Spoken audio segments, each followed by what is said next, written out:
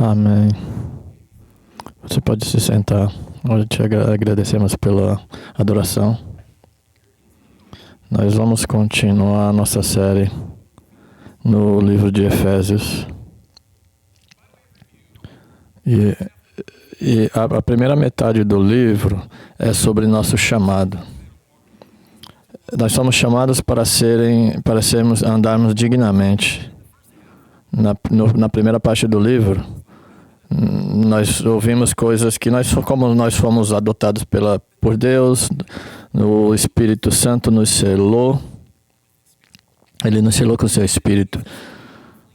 Jesus está trabalhando poderosamente em nossas vidas para que a gente possa fazer a sua missão. E nós, quando nós colocamos a nossa fé em Jesus, Ele nos faz ser parte do povo de Deus. E a gente começa a experimentar a plenitude do amor de Deus. E aí Paulo começa a explicar como que é a vida. É como você tem que viver. E é o que o pastor Rob falou na semana passada. Nós vamos falar do Efésios 5. É muito mais prático. É assim como você deve fazer. E como Deus vai fazendo as suas... A parte mais difícil dessa passagem é sobre as questões morais que dividem a nossa cultura. E Paulo vai falar nessa passagem, são coisas que podem destruir a nossa vida.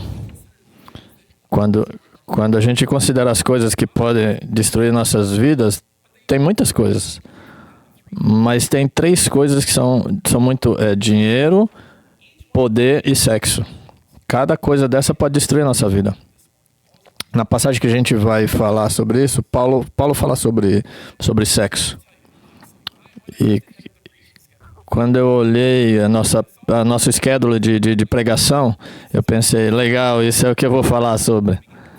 Mas eu comecei a refletir, reler a passagem, e eu falei, ótimo, é sobre isso que eu quero falar. É que tem muita coisa, tem muita discordância na nossa cultura sobre ética sexual. A gente tem que falar sobre isso. Ninguém gosta muito de falar sobre isso. E isso é como você vive a sua vida. Isso é especialmente verdade. Isso funciona de uma maneira muito poderosa. E ainda mais no mundo espiritual. Como a gente deve mudar a nossa vida? Isso são algumas perguntas que a gente tem que falar. Por que viver de acordo com os padrões de Deus é importante? Como devemos viver uma vida moral? Por que a ética sexual... Porque a ética sexual contrária à Bíblia não é errada, mas ela é destrutiva. Quando eu estava entendendo abordando essas questões da perspectiva de Deus, e meu objetivo hoje é tentar ajudar você a entender o que é a palavra de Deus com relação a como você deve viver a sua vida. Mas se você está aqui, você não está de acordo com isso, e você vai ter alguns problemas. Eu encorajo você a ouvir. Eu adoraria conversar com você sobre a natureza dessa passagem. A gente não tem muito tempo, então esta manhã, quando a gente começa a olhar o capítulo 5, nós vamos tem algumas coisas mais fundamentais do que somente a ética sexual. Vamos ver. Paulo fala no versículo 1.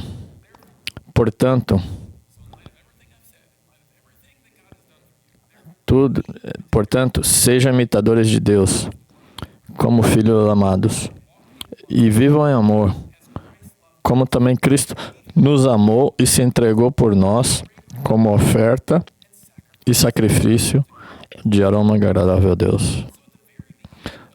o fundamento dessa passagem, o que Paulo está pedindo aqui, é o caráter de Deus. O objetivo é que a gente deve imitar a Deus. Aqueles que se entregaram a Jesus, que têm uma relação com Jesus, eles têm que imitar. E ele coloca, nós temos que imitar ele porque nós somos amados por ele. Nós somos filhos, é como os filhos imitam os pais. Você sabe que nem sempre às vezes os seus filhos podem ficar aborrecidos com você, mas você sempre vai amá-los.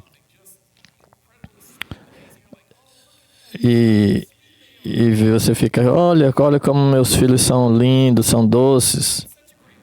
Eu sou um pai amoroso. Eu sei. Mas às vezes você vai ouvir coisas, vai sair coisas da sua boca, e aí você vai falar assim, onde você aprendeu isso? Quando você sabe de onde eles aprenderam. Eles imitam a gente. Falando de uma maneira séria. Na nossa cultura, nem sempre a imitação é vista como uma coisa ruim. Nossa cultura é tudo muito sobre todo mundo é único, todo mundo deve ser diferente, e os nomes das crianças têm que ser diferentes. Nós queremos ser únicos, mas a realidade é que a imitação é inevitável. Você vai imitar alguém. A questão é quem você vai imitar. Nós não gostaríamos de imitar, nós queremos imitar a Deus. Nosso objetivo não é imitar pessoas imperfeitas. E no versículo 2, Paulo fala isso. Como a nossa imitação deveria aparecer? Ele diz que nós deveríamos amar em amor, como Jesus fez. Como um sacrifício perfeito a Deus. Jesus é o maior exemplo de amor. Ele mostra como nós devemos imitá-lo. Jesus amou, ele se entregou por nós. Jesus é o nosso exemplo de padrão. Quando a gente olha como ele viveu, e a gente olhando como Jesus como nosso padrão, eu tenho que voltar para falar um pouquinho sobre o capítulo 2. É muito fácil quando a gente fala assim, Jesus é o nosso padrão. E se eu padronizar a minha vida e Deus vai me adotar e eu vou seguir os passos de Jesus. Deus está pedindo uma coisa um pouquinho diferente. Nós não vamos ser salvos pela maneira como a gente se comporta. Andar como Jesus não nos salva. Nós somos salvos pela graça dele. Mas uma vez que nós somos salvos, nós devemos andar como ele andou. Nós temos que acreditar em colocar nossa confiança em Jesus. Tudo isso é fundamental para que o Paulo vai dizer no versículo 3. Paulo diz: entre vocês não deve haver nenhuma sequer menção de imoralidade sexual, como também nenhuma espécie de impureza e de cobiça, pois essas coisas não são próprias para os santos. Não haja obscenidade, nem conversas tolas, nem gracejos imorais, que são inconvenientes, mas ao invés disso, ações de graça. Porque vocês podem estar certos disso. Nenhum imoral, impuro, ganancioso, idólatra tem herança no reino de Cristo e de Deus. Ninguém os engane com palavras tolas, pois é por causa dessas coisas que a ira de Deus vem sobre os que vivem na desobediência. Paulo usou algumas palavras bem duras, bem difíceis. Ele não está dando nenhum soco. Sempre que a gente fala nessas questões, a gente causa muita cultura muita angústia. Paulo não define imoralidade sexual ou impureza. Ele não definiu porque ele entende, as pessoas sabem, a nossa cultura, nós sabemos o que são imoralidades sexuais. A gente entende o que são imoralidades sexuais. As pessoas normalmente quando fazem isso, elas tentam esconder seus pecados sexuais. Isso faz parte da nossa cultura. A gente tem essa noção do que é certo e do que é errado nessa área.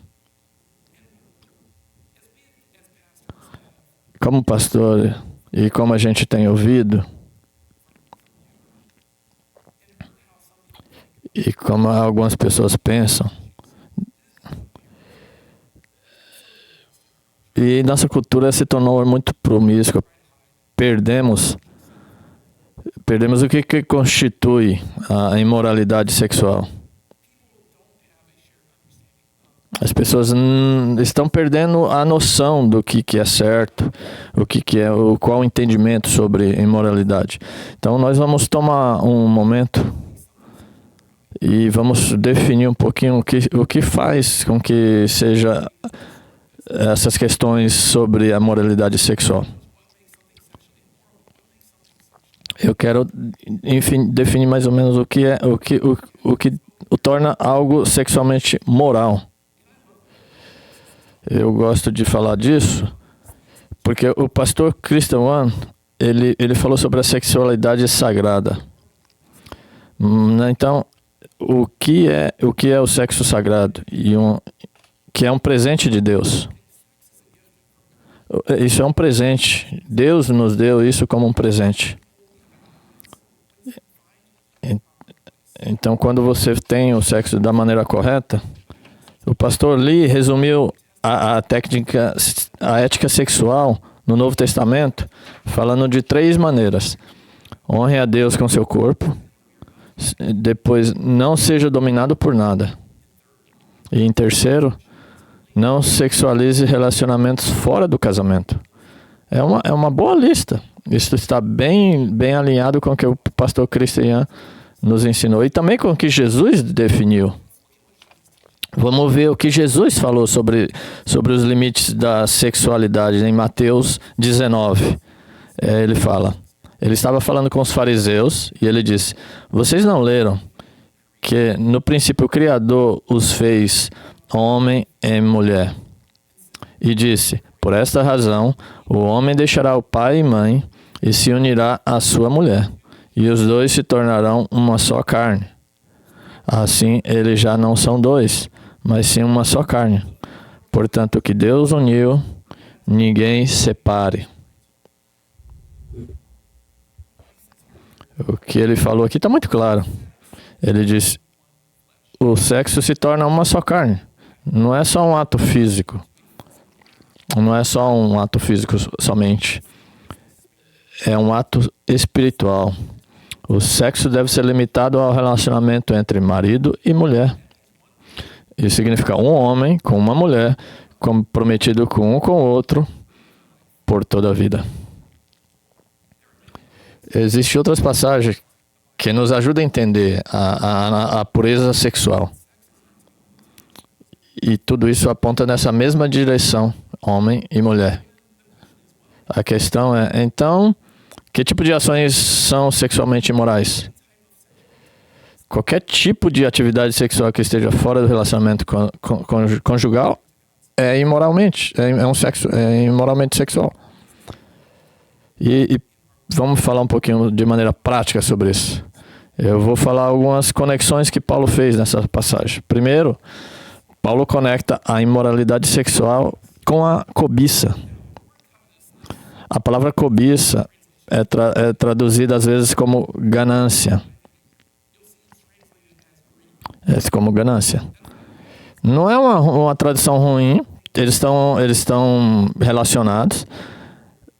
A ganância é um desejo por mais, mas não é suficiente. A ganância você deseja mais, mas a cobiça vai além disso. A cobiça, você deseja algo que não pertence a você. É você querer algo que pertence de outra pessoa. É um desejo de tirar algo de outra pessoa para você. A imoralidade sexual é desejar o que não pertence a você. Querer sexo por si só não é ruim. É um presente de Deus. Mas nós temos que ter da maneira como Deus alinhado com os planos de Deus. Outra passagem que Paulo fala é sobre... Ele conecta a imoralidade sexual, impureza, cobiça com idolatria. A gente pensa assim que idolatria é se curvar na frente de um ídolo e a gente se curva diante daquele ídolo. Isso é idolatria. Mas ultimamente, né, a idolatria é como você colocar alguma coisa no lugar de Deus. Qualquer coisa. Se você colocar o sexo e tem muitas coisas, né? Tem muitas coisas que você pode colocar que podem tentar nos preencher como se fosse Deus. E isso é idolatria. Isso é idolatria. As pessoas tentam satisfazer sexualmente e achando que isso pode preencher os outros espaços. Como isso funciona na prática? Como você pode desejar algo que não nos pertence? E isso causa muitos problemas na nossa vida. A primeira é a pornografia. Pornografia é desejar alguém que não pertence a você. Ele não pertence a você. E é uma realização sexual que você busca, que deve ser preenchido somente pelo seu cônjuge. Deus direcionou que nós devemos ser satisfeitos sexualmente somente pela nossa esposa e pelo marido. A pornografia é destrutiva, porque ela destrói a fundamentação, o dom do sexo dentro do relacionamento conjugal. A pornografia, ele destrói as vidas das pessoas. Você pode pesquisar isso depois. E isso causa, inclusive, impotência nos jovens. E agressão sexual também. A pornografia é um flagelo para a nossa sociedade, para a nossa cultura. O segundo grande problema que a gente pode ver é a imoralidade na nossa cultura é o sexo fora dos limites de casamento. Enquanto você tem a aliança com alguém, você não deve se você não tiver casado, você não se tornou uma só pessoa. A gente se compromete e é aqui que você encontra completamente em todos os níveis da nossa vida. Isso é como deve ser feito. Se você está vivendo com alguém, se você está comprometido, mas não é sua esposa, você está pegando algo que não pertence a você. Você pode dizer: eu vou gastar toda a minha vida do lado dele.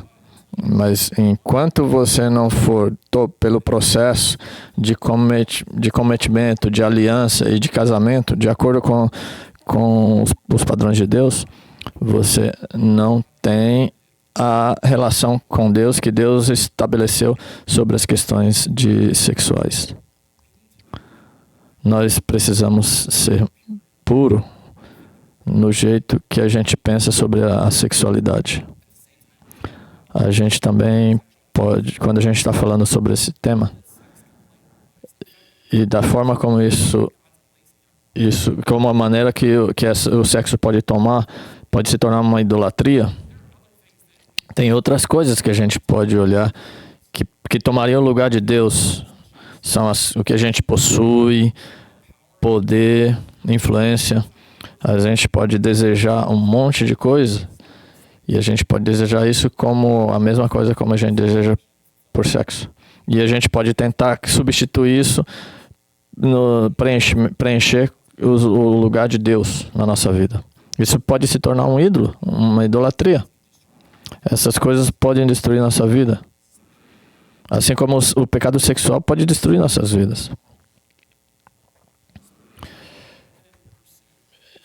E por que a gente está tratando desses... Porque isso é contrário ao que Deus pediu. E isso pode nos destruir.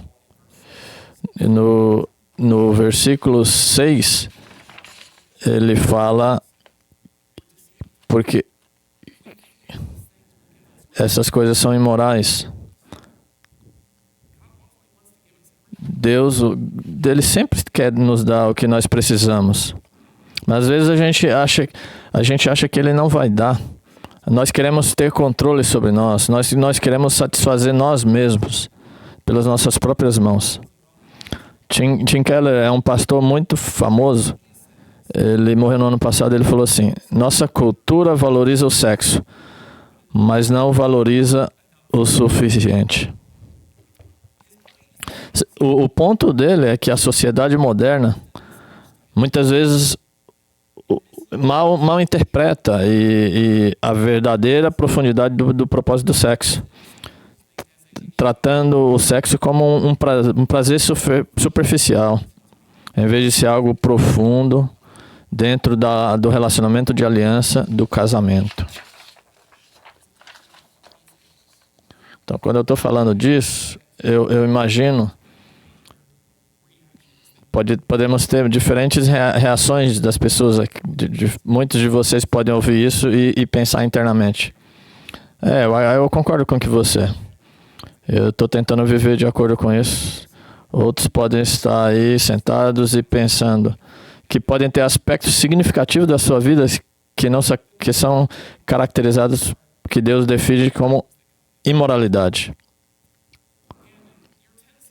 Sua tendência de estar aí sentado, você pode estar frustrado ou bravo, ou você pode até desligar quem está online. E não é a primeira vez que eu falo que as pessoas ficam frustradas. Mas eu não estou aqui para falar para você ficar frustrado ou bravo. Eu quero voltar onde Paulo começou nessa passagem, no verso 1, que ele fala: nós somos imitadores de Cristo. E Jesus deu a vida dele por nós. Deus não quer tirar coisas boas da gente. Ele não está tentando tornar nossas vidas miseráveis. O relacionamento único entre marido e mulher deve espelhar o relacionamento que Deus tem com o seu povo, com a sua igreja. Deus limita a expressão sexual ao casamento, porque é no casamento que encontramos a expressão mais saudável e duradoura dessa união especial. E mais adiante no capítulo 5, Paulo explica a conexão entre o relacionamento matrimonial e o relacionamento entre Cristo e igreja. Você tem que esperar por isso. Mas se a gente olhar nosso entorno, nosso mundo, como as pessoas estão vivendo, onde as pessoas estão encontrando, a gente olha, essas pesquisas confirmam o que a Bíblia ensinou todo o tempo. Os homens e mulheres que estão casados e comprometidos um com o outro por uma vida, eles se saem melhor do que todos os outros grupos quando se trata de qualquer tipo de métrica. Homens casados e mulheres casadas. É óbvio que essas pessoas têm problema, mas falando de maneira geral, homens casados e mulheres casadas, eles se saem muito melhor juntos do que outras pessoas. E quando se fala sobre ter satisfação sexual, a satisfação sexual é a maior entre homens e mulheres casados. E isso é o que a Bíblia tem falado. E como que a gente vive uma vida alinhada com os padrões de Deus? Como vivemos uma vida de pureza sexual? No versículo 7, Paulo fala: portanto, não participem com eles dessas coisas, porque outrora vocês eram trevas, mas agora vocês são luz do Senhor. Vivam como filhos da luz, Pois o fruto da luz consiste em bondade, verdade e justiça. E aprenda a discernir o que é agradável ao Senhor. Não participe das obras infrutíferas da terra. Antes, exponha-nos à luz, porque aquilo que eles fazem oculto, até mencionar, é vergonhoso. Mas tudo que é exposto pela luz torna-se visível, pois a luz torna visíveis todas as coisas. Por isso é que eu digo, desperta, tu que dormes, levanta-te dentre os mortos e Cristo resplandecerá sobre você. O ponto principal é que a gente deve escolher viver de acordo com Deus, com os planos de Deus, e não fora dos planos de Deus. Paulo diz que nós já estivemos na escuridão. Ele não falou que nós fomos afetados, nós éramos a escuridão. O pecado afetou todos os aspectos da nossa vida. Mas quando você entregou sua vida e você decidiu caminhar com Cristo, agora nós somos filhos da luz. E Paulo define luz como tudo que é bom, certo e verdadeiro. Nossas vidas devem refletir tudo que é bom, certo e verdadeiro. Temos que definir o que é certo, lendo a palavra de Deus e vivendo de acordo com ela. A gente deve procurar fazer coisas que agradam ao Senhor. Nós temos que expor os atos das trevas. E, inicialmente, nós expomos o pecado nas nossas próprias vidas. Trazemos à tona e podemos acreditar e pedir ajuda aos crentes que são confiáveis, aquilo que a gente tem dificuldade. Mas quando a gente vê o pecado nas outras pessoas, nós devemos estar comprometidos. Nós queremos que eles encontrem livramento daquele pecado. Quando a gente vê o pecado na nossa cultura, a gente tem que ir contrário a isso. Quando a gente expõe o pecado, quando a gente expõe o pecado da nossa vida ou na nossa cultura, Jesus pode nos transformar. Se você é um seguidor de Cristo, você deve estar sua vida cada vez mais modelada com Ele. Nós temos que estar tentando ser como Ele. Todos nós podemos ser enganados pelo pecado. Podemos cair numa armadilha, podemos cair em pecado sexual. Podemos colocar qualquer coisa no lugar de Deus, dinheiro, poder. Se você já caiu, o que você faria? Como você sai disso? Então, tem três palavras que apareceram, que é como a gente pode encontrar liberdade desses pecados. As palavras são expor, remover e transformar. Vamos falar sobre expor. A gente já falou sobre isso. Você tem que encontrar um amigo, um grupo e confessar qualquer tipo de imoralidade ou impureza na sua vida. Eu não sei se você tem alguém na sua vida. Eu encorajo você, esteja envolvido nos grupos de homens ou mulheres. Permita-se que as pessoas desse grupo ajudem você a se mover em direção para você encontrar liberdade sobre o pecado sexual. Remover alguma coisa que nos aprisiona nesses atos imorais. A primeira é sobre pornografia. Faça o que for preciso para tirar isso da sua vida. Saiba que você tem responsabilidade e você tem que remover isso essa tentação. O que você tem que fazer?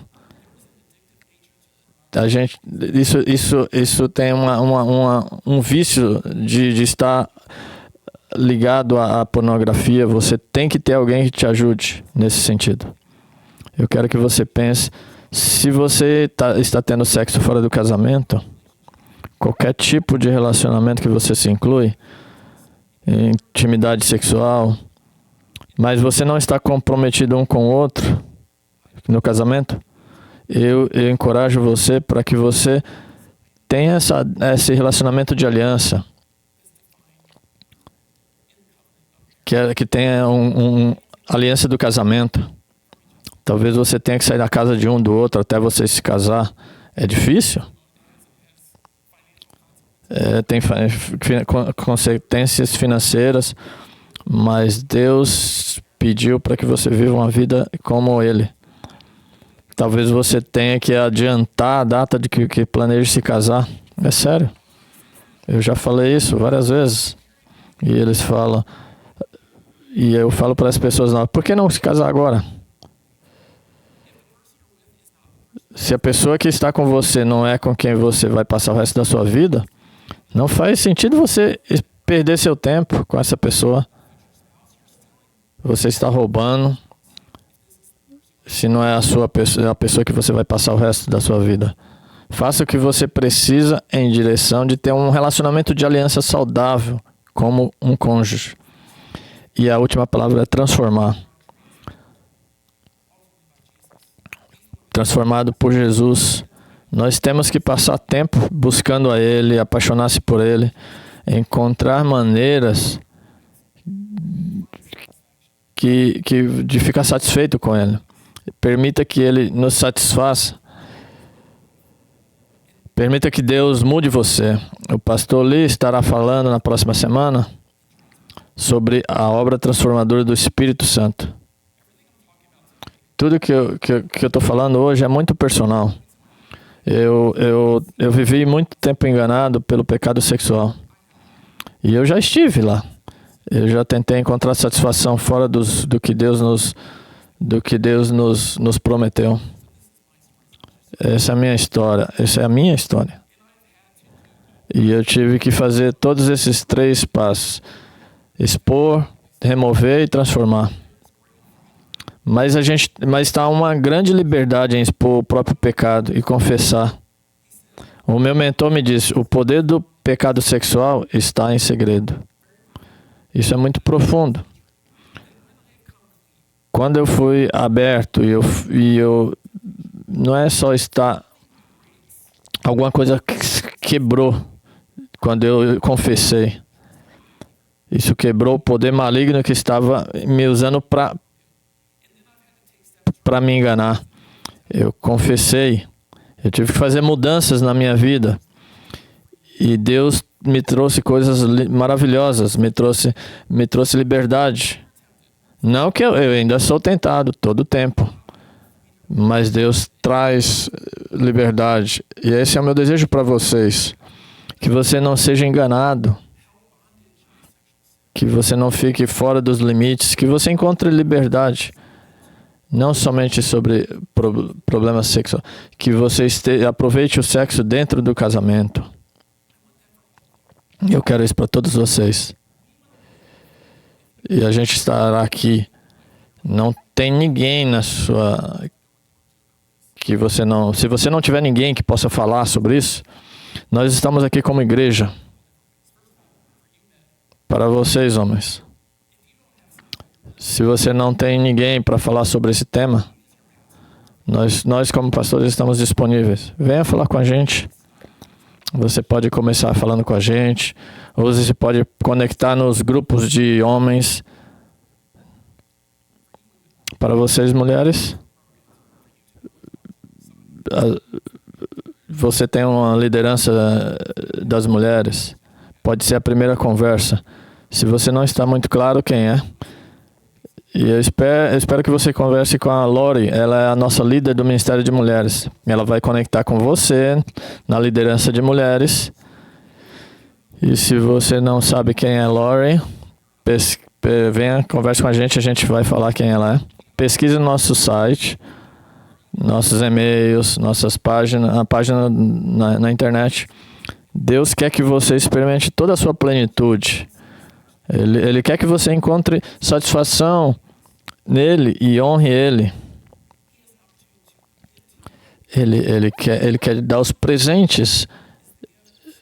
O sexo é um presente que Deus nos deu dentro do nosso casamento.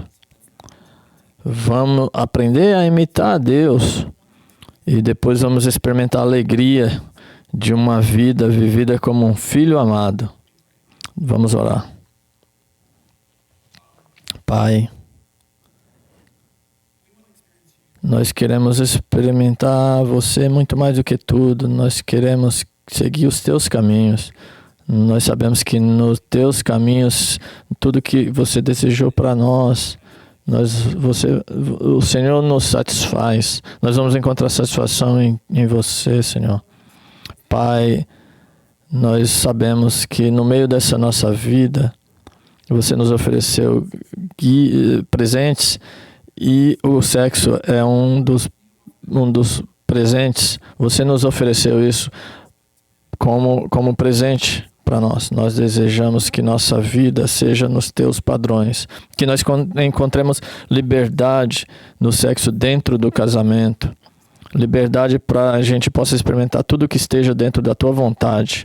Eu oro por todas as pessoas, que você traga isso para as pessoas que estão aqui, que eles possam ser limpos, que eles possam encontrar ajuda, que eles possam encontrar liberdade. Pai, eu olho no teu nome, no nome do teu filho Jesus. Amém. Antes que a gente vá tocar esse som, talvez você precise se mover, mas tudo aquilo na sua vida, não somente pecados sexuais, mas tudo que esteja uma barreira entre você e tudo aquilo que não está te satisfazendo, talvez você precise vir aqui na frente.